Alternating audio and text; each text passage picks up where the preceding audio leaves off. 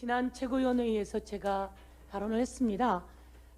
인도네시아 조코위 대통령의 유튜브 영상을 보니 각국의 정상들이 정말 긴밀하게 회담하고 순방에 성과를 내고 있는데 MBC 전용기 탑승 못하게 하고 그리고 또 전속 기자들만 들어오게 하면서 언론인 풀단 못 들어오게 하더니 조코위 대통령의 유튜브 영상에 윤석열 대통령과 김건희 여사의 그 상황들이 낱낱이 드러났다 이렇게 말씀드렸습니다. 그 영상이 지난 주말 동안 아주 큰 화제가 됐습니다. 유튜브에 엄청 많이 나왔습니다. 그리고 언론도 엄청 많이 보도했습니다. 끝내 언론을 가려서 윤석열 대통령님 큰 성과 보셨습니까? 김건희 여사님 끝내 그렇게 속 좁게 언론 가려서 큰 성과 보셨습니까? 더 문제가 되는 것이 낱낱이 드러났으니 이 부분에 대해서 다시 한번 경고합니다. 언론의 자유 보장하셔야 됩니다. 언론 탄압하고 잘된 정권 하나도 없다 이렇게 경고하겠습니다. 국민 여러분 보셨죠?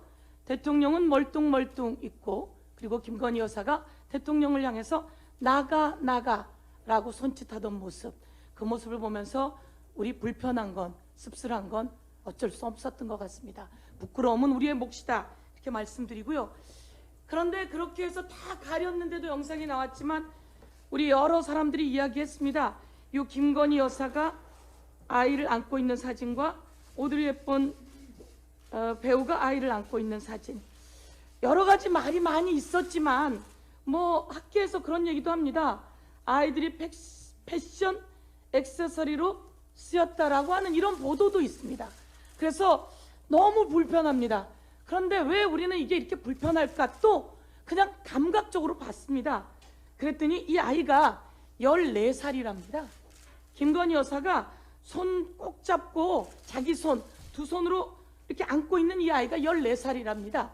14살짜리 아이 이렇게 안고 있는데 이 아이들 편안했겠습니까? 저는 너무나 불편한, 그냥 눈으로 봐도 불편했던 이 내용을 다시 한번 여러분께 고발하고 싶습니다. 제가 기재위인데요. 그리고 민영화 저지 대책위원회 위원장인데요. 드디어 이 YTN 매각 진짜 이유가 만천하에 드러났습니다. 우리 고민정 최고가 말씀하신 것처럼 박성중 그 과방위 간사가 이런 이야기를 합니다. 대선 때 대선 개표 방송에서 YTN이 이재명 48% 득표율을 당선됐다고 도배했습니다. 이렇게 이야기합니다. 요런 게 진짜 이유였군요. 이래서 YTN 매각 이유가 이 세상에 만천하에 드러났습니다. 제가 오늘 요것이 YTN 지분을 갖고 있는 한전 KDN의 정관입니다. 한전 KDN의 정관. 윤석열 대통령께 제가 요거 알려드리겠는데요.